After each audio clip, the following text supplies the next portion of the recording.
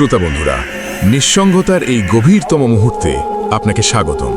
চারপাশের এই নিস্তব্ধতা এখন আর শুধু নিস্তব্ধতা নয়, এটি একটি শূন্যতা, যার ভেতর থেকে উকি দিচ্ছে এমন সব চোখ যাদের দেখার সাহস আপনার নেই। রাতের কাঁটা ঠিক 10টায় ঠোকর দিয়েছে, আর আপনারা ভালো করেই জানেন রাত 10টা মানেই অশরীরীর রাত।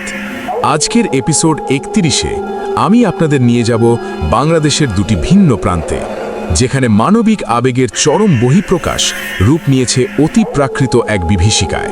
প্রথম ঘটনাটি চাঁপাইনবাবগঞ্জের একটি মফস্বল গ্রামের, যেখানে একটি ক্ষতবিক্ষত বিড়ালছানাকে বাঁচানোর সদিচ্ছা একটি পরিবারের জন্য নেমে আসে এক অনন্ত অভিশাপের কালো ছাতা হয়ে। দ্বিতীয় ঘটনাটি মাগুরার একটি রুটির দোকানকে কেন্দ্র করে, যেখানে প্রতিদিন সকালে গরম গরম লুচির সুবাসের নিচে লুকিয়েছিল মানবতা বিধ্বংসী এক পাগলামির দুর্গন্ধ। আজকের প্রতিটি ঘটনা এতটাই বিশদ, এতটাই গভীরে প্রথিত যে ঘটনা বলার সময় আমার নিজের কণ্ঠনালীতে অনুভব করছি সেই আতঙ্কের শীতল স্পর্শ। আপনি প্রস্তুত তো? যদি না হয়ে থাকেন, এখনই এই ভিডিও বন্ধ করে দিন, কারণ আজ আমরা যে গহ্বরে প্রবেশ করতে যাচ্ছি সেখান থেকে ফিরে আসার রাস্তা অনেকের জন্য অনাবিষ্কৃত থেকে যাবে। তবে যদি সাহস করে থাকেন তাহলে শুরু করা যাক। ঘটনা শুরু করার আগে একটা ছোট্ট অনুরোধ, যারা এখনও অশরীরী পরিবারে যুক্ত হননি তারা প্লিজ সাবস্ক্রাইব বাটন ও পাশের বেল আইকন টিপে অল নোটিফিকেশন অন করে নিন, কারণ আজকের ঘটনাগুলোর প্রতিটি শব্দ আপনাকে টেনে নিয়ে যাবে এক ভিন্ন জগতে, যেখান থেকে ফিরে আসতে চাইবেন না আপনি। আর যারা আগে থেকেই সাবস্ক্রাইবার, তারা আজকের ঘটনায় রেটিং দিতে লাইক বাটনে ক্লিক করুন এবং কমেন্টে লিখুন, আমি অশরীরীর সাথে আছি, যদি আপনি আজকের আতঙ্কের যাত্রায় আমাদের সাথী হতে প্রস্তুত থাকেন। প্রথম ঘটনা, অমোঘ প্রতিশোধ। চাঁপাইনবাবগঞ্জের ইটভাটার ছায়া বিড়াল ও নিখোঁজ শিশুর রহস্য। প্রথম ঘটনাটি আমাদের পাঠিয়েছেন আফতাব। আফতাব চাঁপাইনবাবগঞ্জের রহনপুর উপজেলার এক গহীন গ্রামের বাসিন্দা, যে এই ঘটনার কেন্দ্রীয় চরিত্র পরিবারের সাথে একেবারে প্রতিবেশী হিসাবে বসবাস করে এবং এই মর্মান্তিক ট্র্যাজেডির প্রতিটি পর্যায়ে প্রত্যক্ষ করেছে তার চোখের সামনে দিয়েই। অসংখ্য ধন্যবাদ আফতাবকে তার এই অনির্বচনীয় ভয় ও বেদনার অভিজ্ঞতা আমাদের সাথে ভাগ করে নেওয়ার জন্য। এই ঘটনাটি কেবল একটি ভৌতিক ঘটনা নয়, এটি একটি সামাজিক অবহেলা, পারিবারিক গোপন অপরাধ এবং অপমৃত্যুর আত্মার যে অদম্য ক্ষোভ, তা নিয়ে এক মহাকাব্যিক ট্র্যাজেডি। আমি এখন আফতাবের ভাষাতেই তার অনুভূতির রঙে সাজিয়ে ঘটনাটি বলবো। তাকে উদ্ধৃত করে বলছি, আমাদের গ্রামের নামটাই আমি বলবো না, কারণ সেখানে এখনও বাস করে আমার পরিবার এবং গ্রামের মানুষজন এখনও ভয়ে আচ্ছন্ন। গ্রামের পূর্ব প্রান্তে রয়েছে একটি বিশাল জীর্ণ ইটভাটা, যা প্রায় 40 বছর ধরে বন্ধ। স্থানীয়দের কাছে এটি সাপগ্রস্ত ভাটা নামে পরিচিত। 2022 সালের শেষ দিক নভেম্বর মাসের এক শীতল বিকেলে আমাদের গ্রামের সবচেয়ে প্রাণবন্ত ও দয়ালু মেয়ে বার্ষিকী, বয়স 9, স্কুল থেকে ফিরে আসছিল। হঠাৎ ভারী বৃষ্টি নামে। সে আশ্রয় নেয় ওই ইট ভাটার একটি ভাঙা চিমনির নিচে। সেখানে সে দেখতে পায় একটি সাদা কালো ছিটযুক্ত প্রায় মৃতপ্রায় বিড়ালছানা। তার এক চোখ যেন প্রায় বন্ধ আর একটি পা ভাঙা। বৃষ্টির জলে ভিজে কাঁপতে কাঁপতে ছানাটি যেন মৃত্যুর প্রতীক্ষায় ছিল। বার্ষিকীর হৃদয় ছিল অসম্ভব রকমের কোমল। সে তার স্কুল ড্রেসের ফিতে দিয়ে নিজের হাতের ক্ষত বেঁধে বিড়ালছানাটিকে তার স্কুল ব্যাগে ভরে বাসায় নিয়ে আসে। তার মা প্রথমে রাগ করেন, কিন্তু বার্ষিকীর কান্না ও অনুনয়ের কাছে হার মানেন।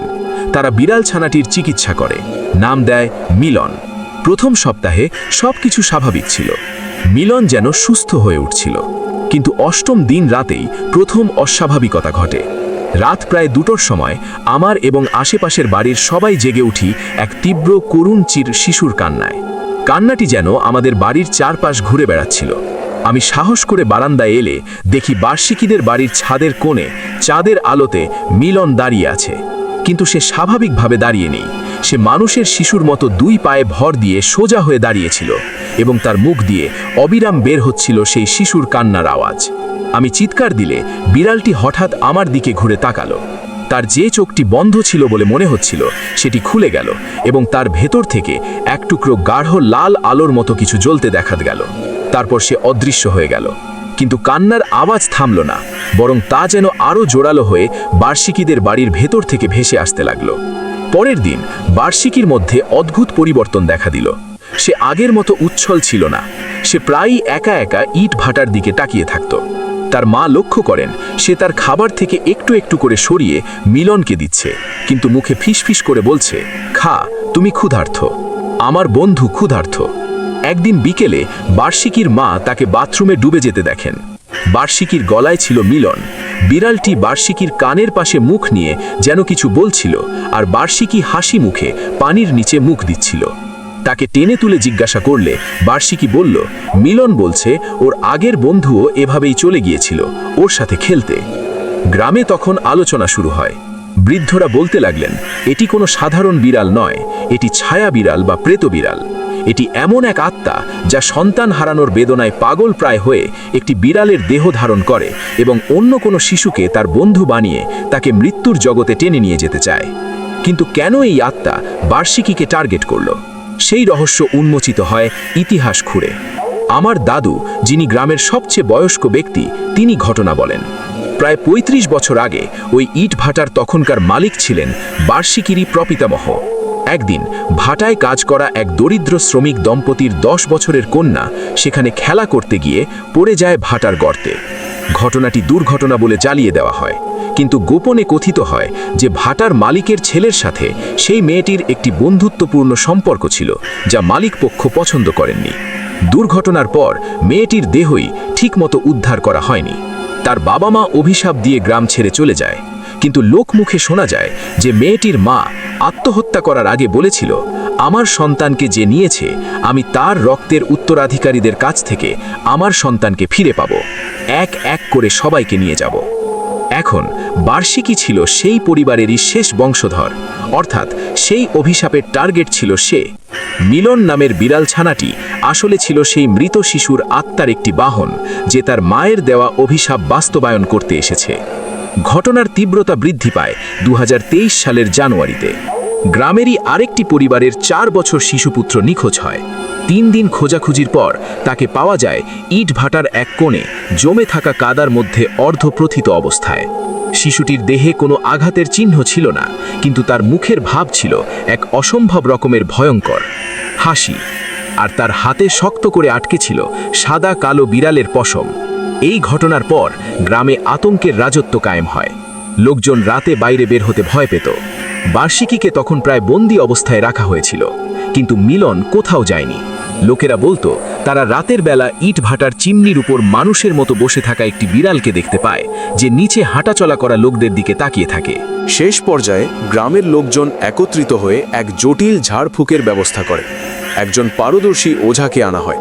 তিনি বলেন, এই আত্মা খুব শক্তিশালী, কারণ এর পেছনে আছে একজন মায়ের সারা জীবনের জমানো ক্ষোভ ও শোক।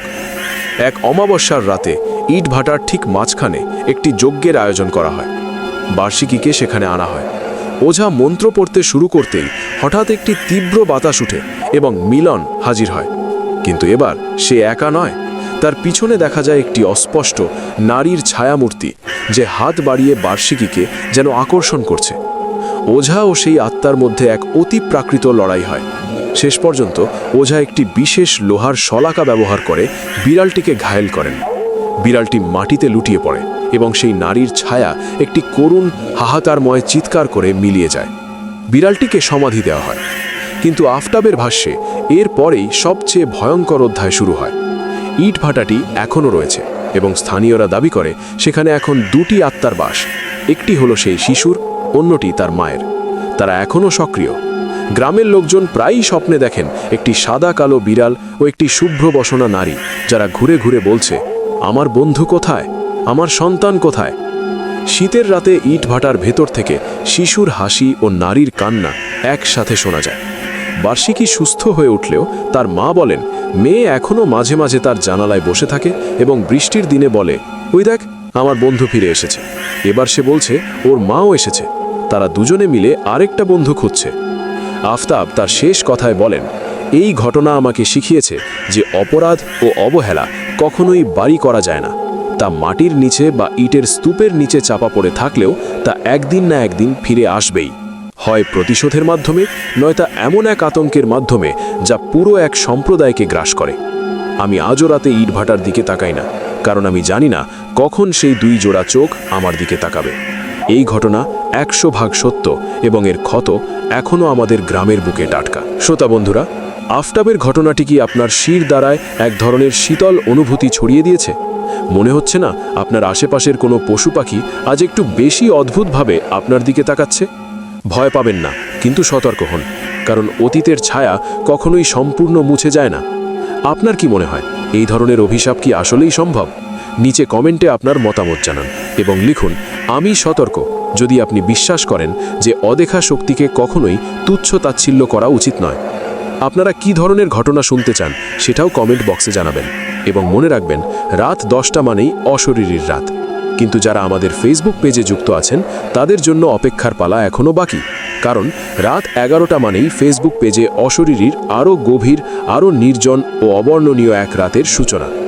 অশরীরী কখনোই কালো জাদু, অন্ধবিশ্বাস, কুসংস্কারকে প্রমোট করে না।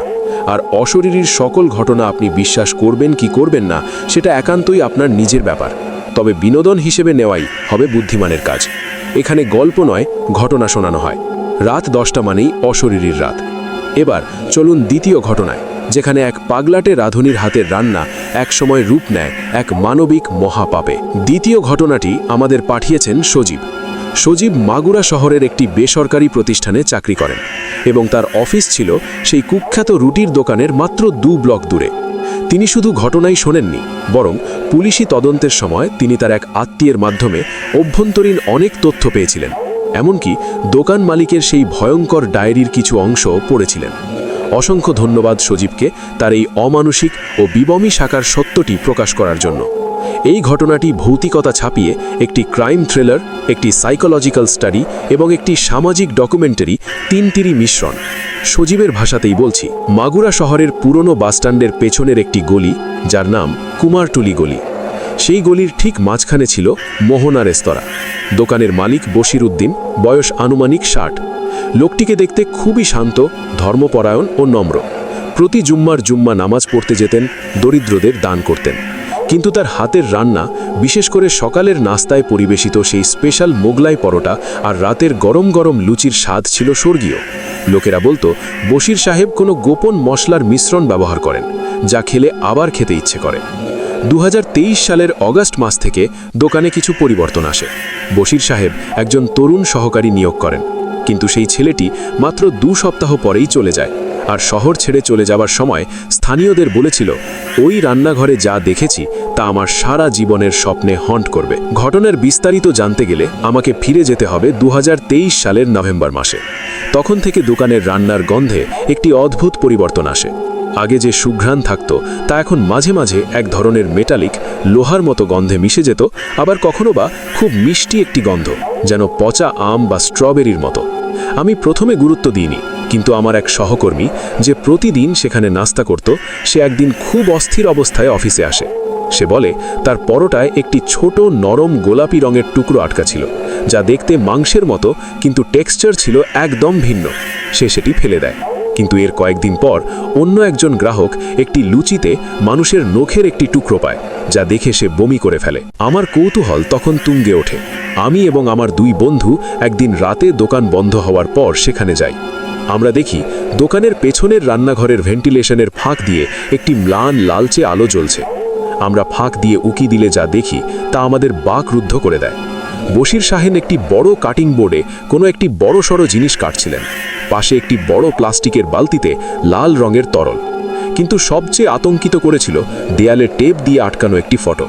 সেটি ছিল একটি তরুণী ইউনিভার্সিটি ছাত্রীর ফটো, যে প্রায় 1 বছর আগে নিখোঁজ হয়েছিল।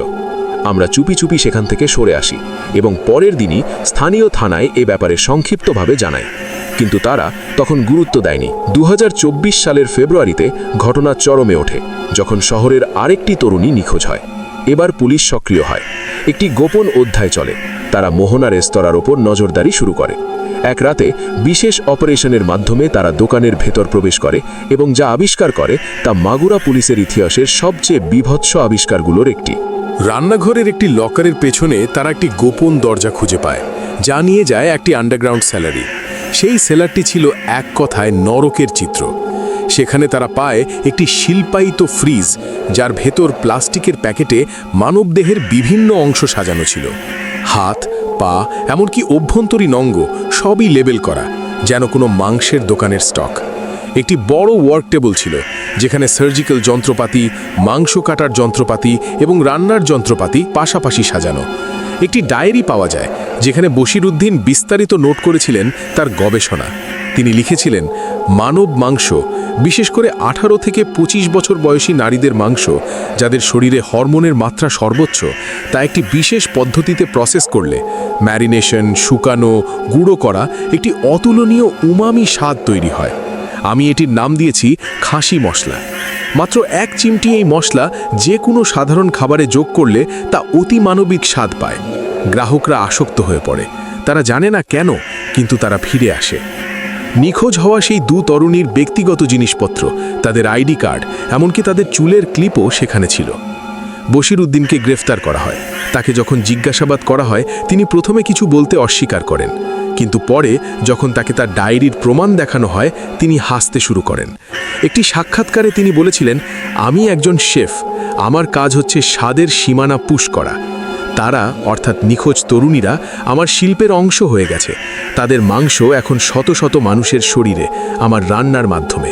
তারা অমর হয়ে গেছে। মনোরোগ বিশেষজ্ঞদের মতে বশিরউদ্দিন একটি রেয়ার কম্বিনেশন অফ ডিসঅর্ডারসে ভুগছিলেন: কালিনারি অবসেশন, ডিলিউশনাল ডিসঅর্ডার এবং এক ধরনের ক্যানিবালিস্টিক সাইকোসিস। তিনি বিশ্বাস করতেন যে তিনি একটি কালিনারি রেভলিউশনের নেতা। কিন্তু সজীবের বর্ণনায় এই ভৌতিকতার শুরু হয় গ্রেফতারের পর থেকেই। মোহনা রেস্তোরাঁ বন্ধ করে দেওয়া হয়, তালা মারা হয়। কিন্তু স্থানীয়রা রাতের বেলা, বিশেষ করে ভোর 3টে থেকে 4টের মধ্যে গলি দিয়ে হেঁটে যাওয়া লোকজন দাবি করে তারা দোকানের ভেতর থেকে মাংস ভাজার শব্দ শুনতে পায়। সাথে আসে সেই স্পেশাল মশলার গন্ধ।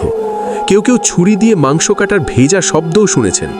কয়েকজন প্রত্যক্ষদর্শী দাবি করেছেন, শাটার গেটের ফাঁক দিয়ে তারা দেখেছেন ভেতরে একটি লোক রান্নাঘরে দাঁড়িয়ে আছে এবং সে একটি বড় ছুরি দিয়ে কিছু কাটছে। কিন্তু যখন পুলিশকে ডাকা হয়েছে, ভেতরে কেউ থাকে না। আশেপাশের দোকানপাটের সিসি ক্যামেরায় মাঝে মাঝে ধরা পড়ে রাত 3টায় মোহনা রেস্তোরাঁর দরজা নিজে থেকে খুলে যায় এবং বন্ধ হয়, যেন কেউ ভেতরে যাতায়াত করছে।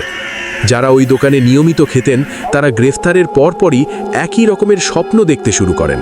তারা স্বপ্নে দেখেন যে তারা একটি অন্ধকার রান্নাঘরে বসে আছেন এবং বশিরউদ্দিন তাদের সামনে একটি প্লেটে গরম গরম লুচি পরিবেশন করছেন আর হাসি মুখে বলছেন, খান, টেস্ট করে দেখুন, এটা আমার বিশেষ রেসিপি। তারা খেয়ে দেখেন সেটি অতি সুস্বাদু, কিন্তু পরে আবিষ্কার করেন যে তারা নিজেরাই নিজেদের হাত খেয়ে ফেলছেন। সবচেয়ে ভয়ঙ্কর ঘটনাটির সাক্ষী ছিলেন সজীব নিজেই। তিনি বলেন, গ্রেফতারের 1 মাস পর আমি এক রাতে কাজ শেষ করে গলি দিয়ে হেঁটে যাচ্ছিলাম। হঠাৎ আমি সেই গন্ধ পাই, সেই একই মিষ্টি পচাটে গন্ধ।